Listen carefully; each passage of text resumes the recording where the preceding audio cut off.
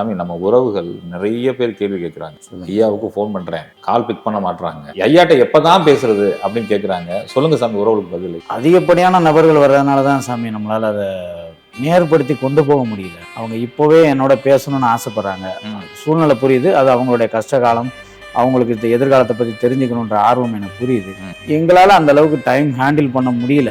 நிர்வாகம் பார்க்குறவங்க வந்து கால்ஸை வந்து சரியான முறையில் ஹேண்டில் பண்ண முடியல. அதிகப்படியான நபர்கள் வரும்போது அவங்களால வரிசைப்படுத்தி கொண்டு வர முடியல அவங்களால.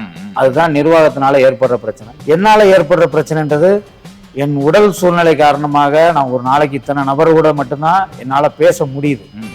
அதுக்கு மேலே எனக்கு உடம்புல எனர்ஜியே இல்லை. ஒரு குறிப்பிட்ட நபரோட நிப்பாட்டிக்கிறேன், ஒரு 10 பேரா, அந்த 10 பேரோட நிப்பாட்டிக்கிறேன். இப்படி சூழ்நிலை காரணமாக தான் லேட் ஆகுது. அதுக்கு நான் மன்னிப்பு கேட்டுக்கிறேன்.